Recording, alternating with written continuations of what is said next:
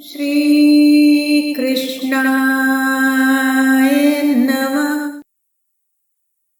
श्री कृष्णाय नमः। श्री कृष्णाय नमः। श्री परमात्मा ने नमः। एक बार पुनः सभी को सादर नमन। हम सभी श्रीमद् भगवत गीता के 5वें अध्याय में कर्म योग की विवेचना की ओर बढ़ रहे थे। भगवान ने बड़े ही सुंदर शब्दों में और बड़े ही एक तरह से कहा जाए कि जीव के उद्धार या मुक्ति का मार्ग बताने की और उसे अपनी ओर पुनः लाने की बड़ी अच्छी चेष्टाएं की हैं और यह हर तरह से समझाने का प्रयास किया है कि आप किसी भी तरह से किसी भी मार्ग से चलकर मुझ तक पहुंच सकते हैं और अपना कल्याण कर सकते हैं। और उसी संदर्भ में भगवान ने कर्मयोग की चर्चा की है। ज्ञान योग से कर्मयोग को श्रेष्ठ बताया। यद्यपि सबसे पहली बात ये कहें कि श्रीमद् भगवद गीता या परमात्मा का अनुसरण वही व्यक्ति कर सकता है, वही जीव आगे बढ़ता है जिस पर परमात्मा की कृपा दृष्टि है। उनकी कृपा के बिना न ज्ञान संभव है, न कर्म संभव है, न भक्ति संभव है। ये बहुत सुस्पष्ट है और इसलिए चूँकि ये बृहद ग्रंथ है और ये उनके द्वारा वर्णित है और हमारे आपके बीच में उपलब्ध है, तो विविध मार्गों से आप पहुंच सकते हैं। कौन सा मार्ग आपके लिए सहज दिखता है, किस मार्ग के आप अनुयायी बन सकते हैं, किस साधन में आप अपने को सही सटीक पाते हैं, आप उसका अनुगमन करें। तो उन्होंने स्पष्ट किया था कि ज्ञान योग की अपेक्षा कर्म योग ज़्यादा सुगम है। क्यों? क्योंकि इसमें हम पूर्णतया समर्पित होते हैं और अपने संपूर्ण किए हुए व्यवहार को परमात्मा को अर्पित कर निश्चिंत हो जाते हैं। जबकि ज्ञानी व्यक्ति तो गुणों से गुणों में बरतने की बात कहता है, गुण ही गुण में बरत रहा है, हम कुछ कर ही नहीं रहे हैं, इस प्रकार की विचारधारा को आगे लेकर चलता है। कृष्णा तो लेकिन अगर स्पष्ट किया जाए या देखा जाए तो ज्ञान योग और कर्म योग दोनों ही रास्ते परमात्मा तक पहुंचने के लिए हैं और दोनों ही तरीकों से हम उससे प्राप्त करते हैं। तो दोनों में कोई भेद है, कुछ और किसी को कुछ और प्राप्त होगा, किसी को कुछ और प्राप्त होगा, ऐसा नहीं है। दोनों की प्राप्ति का जो परिणाम है वो परमात्मा है, ब्रह्म है। तो इसलिए इनको पृथक पृथक फल देने वाला कहें, ऐसा नहीं है। ये बड़ी सुंदर और सुस्पष्ट बात है कि हम मार्ग अनेक हैं लेकिन हम पहुँचेंगे वहीं जहाँ हमारा लक्ष्य है और लक्ष्य सभी का एक है, ब्रह्म की प्राप्ति या मोक्ष की प्राप्ति। ब्रह्म में लीन हो जाना मोक्ष प्राप्ति का परिणाम है। तो बड़े सुंदर शब्दों में एक श्लोक है जो भगवान ने हम तक पहुंचाने की कोशिश की है। यत् सांख्यै प्राप्यते स्थानम तद योगैरपि गम्यते एकम सांख्यम च योगम च यह पश्यति स पश्यति। बहुत सुंदर है ये श्लोक। यत् सांख्य प्राप्यते स्थानम, जो सांख्य यानी ज्ञान योगियों द्वारा स्थान प्राप्त किया जाता है, तद योगैरपि गम्यते, वही योग कर्मयोगी के द्वारा भी प्राप्त होता है। एकम सांख्यम च योगम च, इसलिए ज्ञान योग और कर्मयोग एक ही है, बहुत अंतर नहीं है। यह पश्यति स पश्यति, जो इन दोनों के अंतर को नहीं देखता, यानी फलस्वरूप दोनों को एक देखता है, वही यथार्थ में दृष्टा है, वही देखने वाला है और वही सही देख रहा है। क्यों? क्योंकि उद्देश्य प्राप्ति का प्रतिफल दोनों को बराबर है। अंतर केवल इतना है कि जब तक हमारे इंद्रियां, हमारा मन हमारे नियंत्रण में नहीं है, हमारा चित्त परिशुद्ध नहीं, अंतःकरण शुद्ध नहीं है, तब तक परमात्मा की प्राप्ति की ओर कदम बढ़ाना या ये कहना कि हम सारा फल भगवान को दे देते हैं, सारे कर्म सौंप देते हैं, सारा गुण ही गुण में बरत रहे हैं, मैं कुछ नहीं करता, तो ये सब चीज़ें जो है ये मिथ्या भाषण ही होगा। आप कहें कुछ भी, वो आप कहने के अधिकारी हैं, वे कह सकते हैं, क्योंकि आपको जीवन मिला, स्वतंत्र है। और आजकल तो प्रथा ही चल गई है कि अपना विचार रखने की स्वतंत्रता सबको है।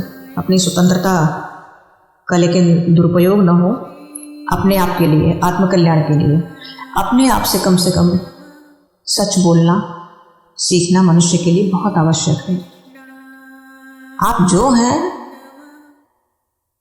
वही हो, बाहर भी और भीतर भी, क्योंकि अंतःकरण में ही तो परमात्मा बैठता है, निवास करता है और अंतर्यामी है, इसीलिए उसे अंतर्यामी कहा जाता है। आपकी भाव भंगिमा, आपका कर्म, आपकी सोच, आपका विचार सब वही है, सब देख रहा होता है, साक्षी है वो आपका। इसलिए आपके बचने का, आपके छिपने का, आपके झूठ का कोई आधार नहीं है, कोई रास्ता नहीं है। व्यर्थ की कल्पनाएं हैं कि कौन देखता है, क्या देखता है, वो है नास्तिक लोग जो ईश्वर पर विश्वास नहीं रखते और उन्हें उसकी सज़ा मिलती है। ऐसा नहीं कि उनकी सज़ा नहीं मिलती है, हाँ समय लगता है, देर लगती है। तो ये सत्य है कि आप अपने आप से छलावा न करें। ये बात पहले भी कर रहे थे हम कि पूर्णतया परिशुद्ध भाव से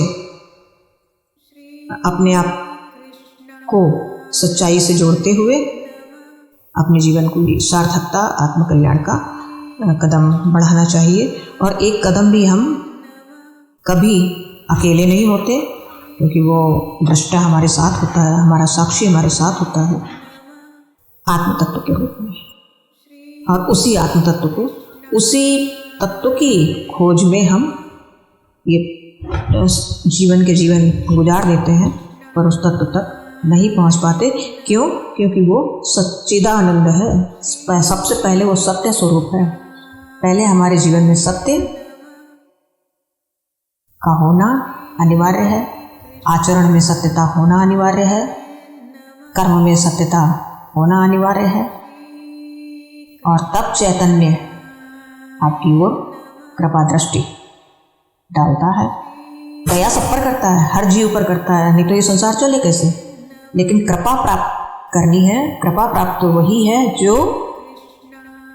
पहले सत्य के मार्ग का अनुगामी होता है और उसके बाद वह चैतन्य आपकी ओर आकर्षित होता है सत्य के कारण, और फिर वह अंतःकरण की शुद्धि तक आपकी सहायता करता है और आपकी मुक्ति का मार्ग प्रशस्त करता है।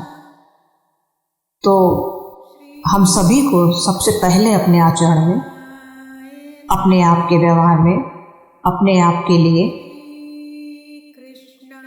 सत्यता का होना, सत्यता का आचरण और सत्य व्यवहार, यह चीज़ें शामिल करनी होंगी।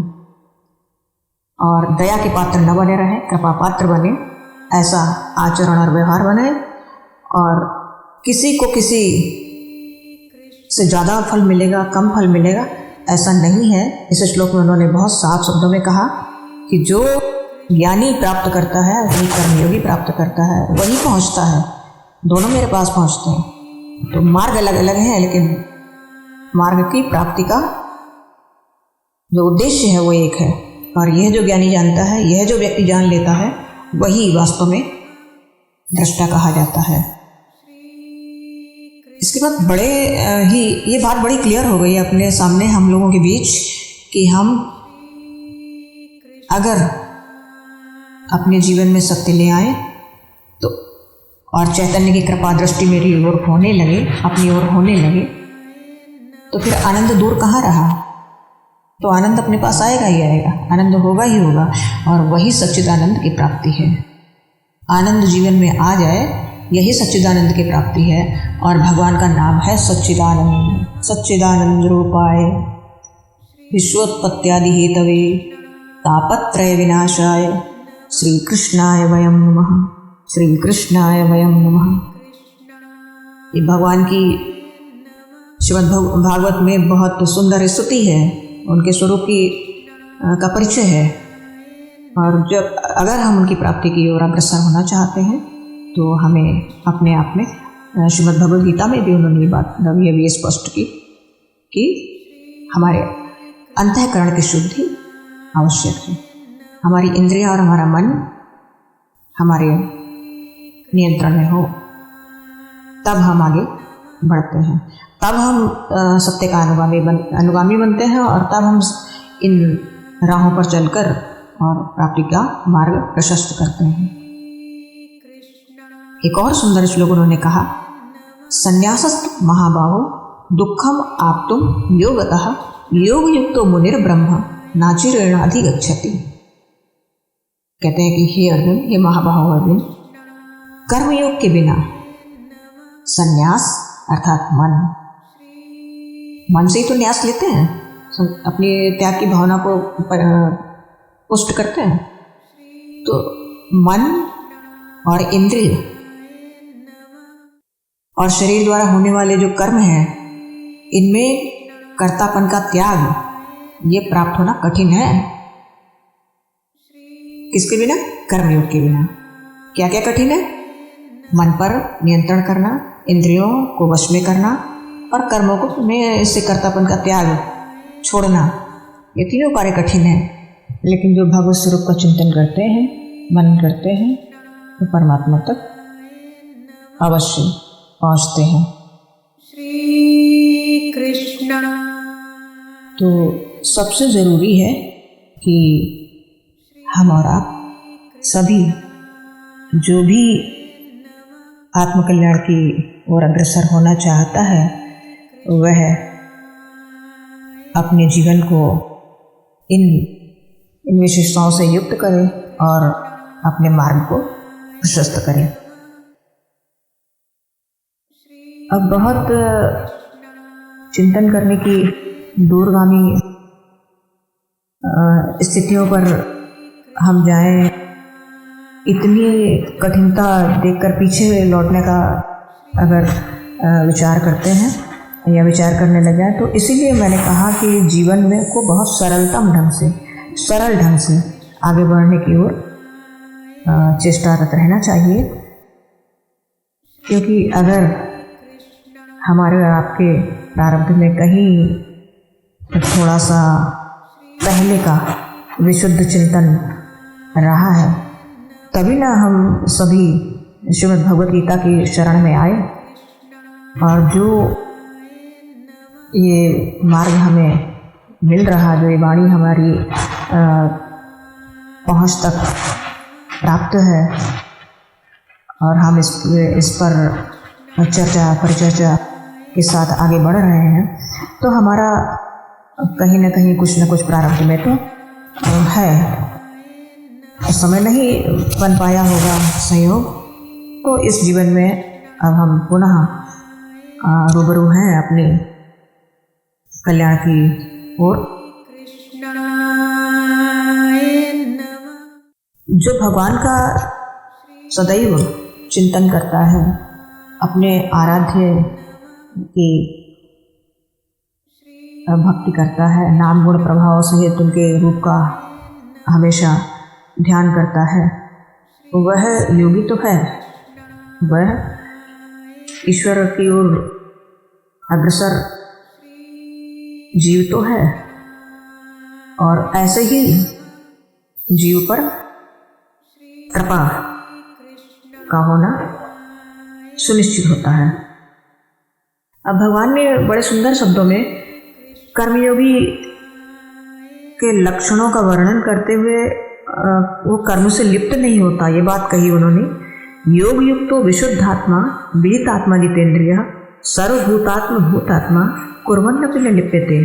बहुत सुंदर शब्दों में उन्होंने कहा कि जो योग युक्त है, यानी अपने मन को वश में जिसने कर लिया है, योगी वही है जिसका मन नियंत्रित है, जो परमात्मा की चिंतन करता है, चिंतन में लीन रहता है, तो वो योगी है और उसका मन निसंदेह अपने वश में होता है। तभी संसार से हटकर हम पृथक कुछ सोच पाते हैं। और जिसका मन अपने वश में है, और जितेंद्रिय विदितात्मा, जो जितेंद्रिय है और विदितात्मा विशुद्धात्मा, जो आत्मा को जीत चुका है, आत्म कल्याण के लिए अपने आत्मा पर नियंत्रण कर, स्वत्व पर नियंत्रण कर चुका है, और जो विशुद्ध आत्मा, जिसकी आत्मा शुद्ध है, यानी अंतःकरण जिसका शुद्ध है, वह सर्वभूतात्म भूतात्मा, संपूर्ण प्राणियों की आत्मस्वरूप परमात्मा ही जिसकी आत्मा है। यानी सारे प्राणियों में, सारे सरल भाषा में देखिए, सारे जीवों में, सारे प्राणियों में परमात्मा आत्मा के रूप में स्थिर रहता है, और वो परमात्मा ही जिसकी आत्मा है, वो योगी है।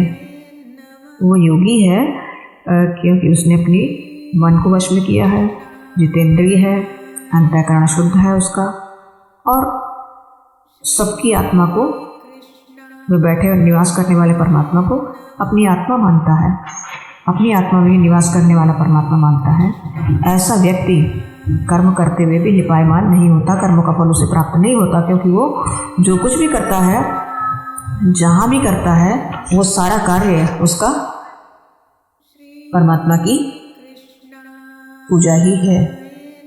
और संपूर्ण प्राणियों में वो ईश्वर को ही देखता है। सर्वत्र ईश्वर व्याप्त, एको देवः सर्वभूतेषु गूढ़ः, इस भावना को लेकर वो चलता है।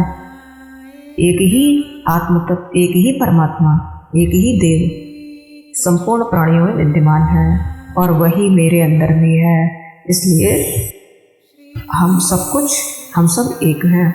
जब एकत्व का भाव आ जाता है, तो वो कुछ न करता हुआ भी या कुछ करता हुआ भी नहीं करने के जैसा ही होता है। यानी वो जो भी व्यवहार करता है, जो भी कार्य करता है, वह परमात्मा का पूजन ही करता है, परमात्मा के स्वरूप की ही आराधना करता है, चिंतन करता है, कार्य करता है उनके लिए, और परमात्मा की आज्ञा से करता है। इसलिए सब कुछ समर्पित है उसे, और मन से परमात्मा का चिंतन रहता है उसमें। तो उसके कर्म का फल उसे मिलेगा, नहीं मिलेगा, होगा या नहीं होगा, या क्या है, क्यों कर रहा हूँ, कर्म करने में भी कर्तापन का भाव नहीं रहता, क्योंकि परमात्मा के आदेश का पालन कर रहा है, परमात्मा के लिए कर रहा है, और वो निर्गुण निराकार सच्चिदानंद घन परब्रह्म परमात्मा में अभिन्न भाव में स्थित रहता है। कोई फर्क नहीं पड़ता उसे क्यों क्या कर रहा, क्या नहीं कर रहा, क्या मिलेगा, क्या नहीं मिलेगा। आज में जीता है, वर्तमान में जीता है। और ऐसा व्यक्ति परमात्मा की दृष्टि में योगी है, और योगी के कार्य का प्रतिफल जब परमात्मा देता है, तो वह शरणागति ही है। और कार्य का फल तो उसे मिलता नहीं, भगवान खुद स्वयं ले लेते हैं, और वह विशुद्ध भाव से परमात्मा में के चिंतन में लीन होकर परमात्मा को प्राप्त हो जाता है।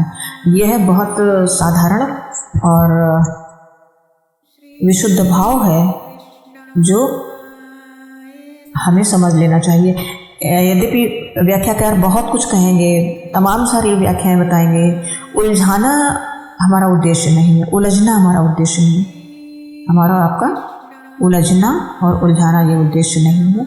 हमें सिर्फ सरलतम ढंग से मन को शांत रखना है, अपने वश में करना है। परमात्मा में लगा लगा कि वो वश में हो जाता है, ये भी हमने तरीका बताया।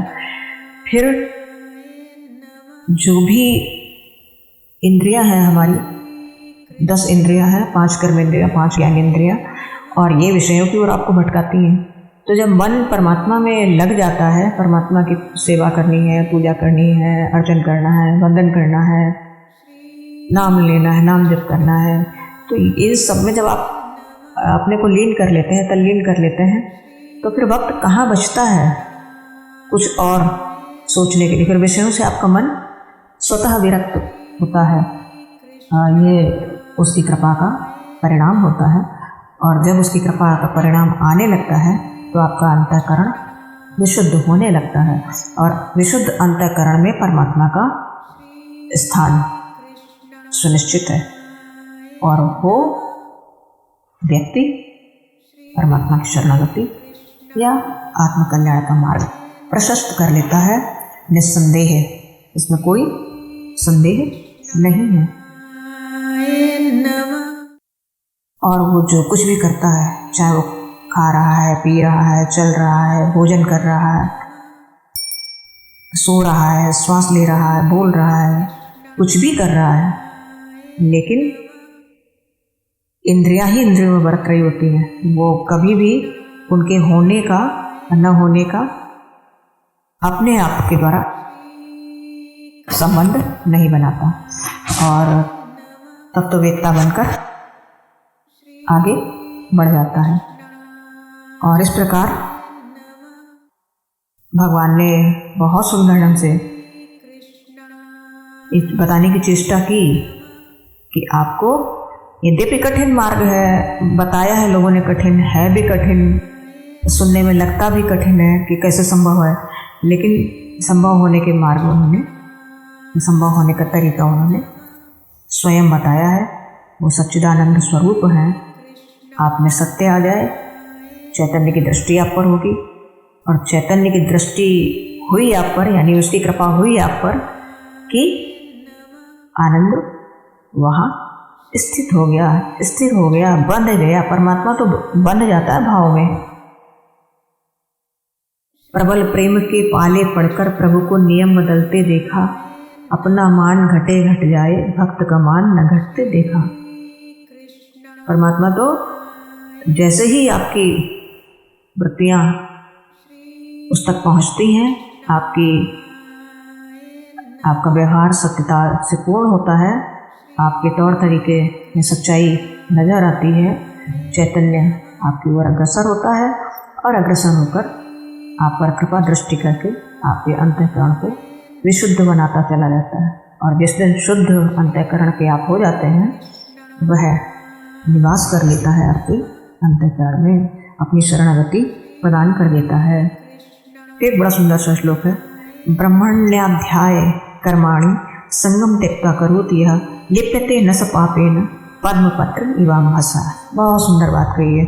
जहाँ संदेह होता है हमको थोड़ा सा कि पता नहीं ऐसा होता भी है या नहीं, यद्यपि ये बातें कपोल कल्पित नहीं है। क्यों नहीं है? क्योंकि ये श्रीमद् भगवद गीता है, जो भगवान की वाणी है, जिसे हम नकार नहीं सकते, असत्य नहीं कह सकते। तो ये सत्य वाणी है, और इस पर विश्वास और भरोसा बहुत जरूरी। उन्होंने कहा कि जो पुरुष, यह माने जो व्यक्ति, जो जीव सब कर्मों को, कर्माणि यह करोति, जो भी करता है उस सारे कर्मों को ब्रह्मण्याध्याय परमात्मा को अर्पित कर देता है। कैसे? आसक्ति को त्याग कर। नहीं, जो सब कुछ करता है करके परमात्मा को अर्पित कर देता है, वो आसक्ति रहित व्यक्ति हो गया। और आसक्ति को त्याग कर जब कर्म करता है व्यक्ति, तो वह व्यक्ति सपुरुषः, वह व्यक्ति न लिप्यते पापेन, वह पुरुष पाप से लिप्त नहीं होता, कर्म के फल से लिप्त नहीं, पाप पुण्य किसी से लिप्त नहीं होता। वो वैसे होता पद्म पत्र इव अम्भसा, जैसे जल में कमल का पुष्प।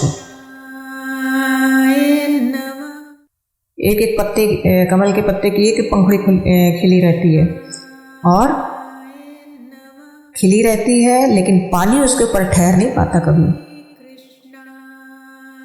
जल में कमल का पुष्प कहाँ होता है? जल में होता है। और उसके एक एक पंखुड़ी पर खिले होने के बावजूद भी पानी से भरपूर नहीं होता कमल, पानी उन पर नहीं ठहरता। वो पानी वहाँ से फिसलता रहता है, बूंद बूंद के रूप में आया और फिसल गया। तो वह पुरुष भी ठीक वैसे ही जो आसक्ति रहित है, जिसने अपने कर्मों को परमात्मा को अर्पित कर दिया है, वह कमल के पत्ते की भांति, कमल का पत्ता जल से लिप्त नहीं होता और आप पाप और पुण्य के कर्म से लिपायमान नहीं होते। कब? जब आप अपने को परमात्मा में समर्पित कर देते हैं, यानी अपने कर्मों को करके जो भी कर रहे हैं, जो हो रहा आपके द्वारा, उसमें अपने कर्तापन का अभिमान त्याग कर मैंने किया ऐसा छोड़ करके परमात्मा की आज्ञा का पालन किया, परमात्मा को समर्पित, यह भाव रखकर जब आप कर्म करते हैं तो आप पद्मपत्र इव अम्बसा, इस संसार के कर्मों से न लिप्यते, लिपायमान नहीं होते। कैसे लिपायमान नहीं होते? बड़ा सुंदर उदाहरण दिया। जैसे कमल का पुष्प पानी में रहकर भी उसकी पंखुड़ियों पर पानी नहीं ठहरता, नहीं टिकता, वैसे ही आपके कर्म करने के बावजूद भी, कीचड़ में रहने के बाद भी, संसार भवसागर में रहने के बाद भी एक भी कर्मफल रह नहीं पाता। एक एक बूंद बूंद फिसल कर बाहर हो जाता है। तो ऐसी स्थितियां हैं। कब होंगी ये? कब ये स्थिति बनती है हमारी? कब हम कमल के पुष्प की तरह बनते हैं? जब हमारा मन हमारे वश में हो, हमारी इंद्रियां हमारे वश में हो, यानी हम जितेंद्रिय हों, सत्य आचरण के हों, और तब चैतन्य की कृपा हमारे तक पहुँचे। और उसके बाद जैसे ही कृपा पहुँचती है, पहुँचने शुरू होती है, अंतःकरण शुद्ध होना प्रारंभ हो जाता है। उसमें कोई कलुष भाव नहीं रह जाता और वो परमात्मा की गारंटी है, वो खुद हेल्प करता है आपकी, कदम कदम पर मदद करता है, अंतःकरण शुद्ध करता है और अपना अधिकार जमा कर बैठ जाता है। ये कदम तो खुद रखता है। फिर वो कहते हैं ना, भगवान कहते हैं कुछ कदम आप बढ़ाओ तो कुछ कदम मैं भी आऊँगा। आप चलो तो सही उसकी दिशा में, रखो तो कदम अपने, 1 कदम 2 कदम 10 कदम 20 कदम। जब आपके जीवन में वो कदमों को रखते रखते सच्चाई आ जाएगी, सत्य का आचरण हो जाएगा, सत्यभाषी हो जाएंगे, मन पर आपका नियंत्रण हो जाएगा और आपकी इंद्रियां परमात्मा की सेवा में लग जाएंगी। नवधा भक्ति कही गई है, श्रवणम कीर्तनम मननम स्मरणम पाद सेवनम अर्चनम दास्यम वंद्यम, तमाम सारी बातें हैं उसमें। तो इस तरह क्रमशः जब पहले श्रवण करते हैं, स्मरण करते हैं बातों को, अंतःकरण में धारण करने की प्रयास करते हैं, कीर्तन करते हैं उसका, उसकी लीलाओं को स्मृति में लाते हैं, यानी पुनर्स्मरण उनका, और उसके बाद स्वतः आपकी प्रक्रिया में सच्चाई आने लगती है, सत्यता हो जाती है, आपका ध्यान परमात्मा में लग जाता है तो विषयों से हटने लगता है और इस तरह से आपके करीब पहुंचने की चेष्टा करता है। और यदि हम अपना जीवन श्री कल्याण की ओर ले जाना चाहते हैं सच में, तो हमें परमात्मा की वाणी का एक एक शब्द अपने द्वारा चिंतनीय है, अनुकरणीय है और आत्मकल्याण के मार्ग के लिए बेहद अनुकरणीय है और बड़े सहज ढंग से, बड़े सुगम ढंग से हम अपने इसी जीवन में अपना आत्मकल्याण करके परमात्मा की शरणागति ले करके जीवन को धन्य बनाए, साथ साथ जीवन के एक लंबे अरसे से चली आ रही इस जन्म मृत्यु के क्रम को एक बार परमात्मा की शरणागति लेकर मुक्त कर सकें। और यही प्रयास, यही चाहत शायद होती तो सभी की है। कुछ तो पहुंच जाते हैं और कुछ रह जाते हैं। मेरा ऐसा उद्देश्य है, मेरा ऐसा मानना है कि जितने लोग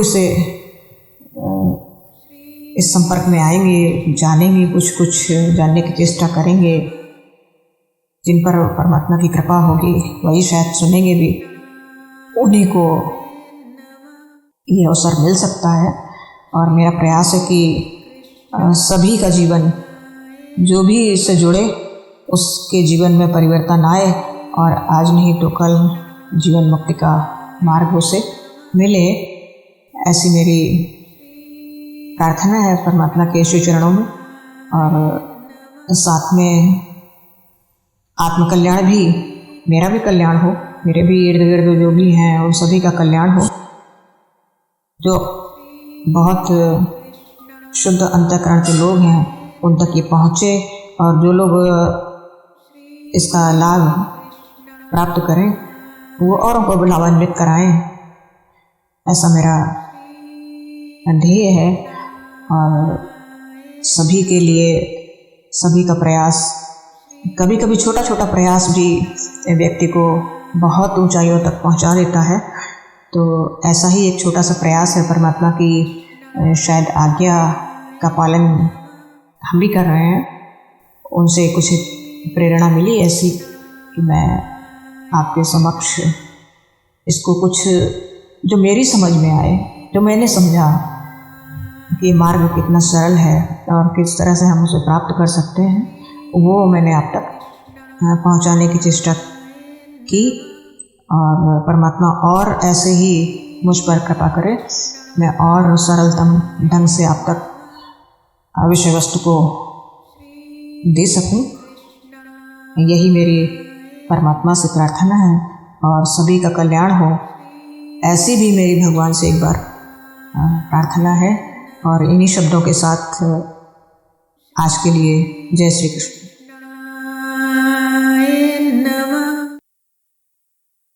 श्री कृष्णाय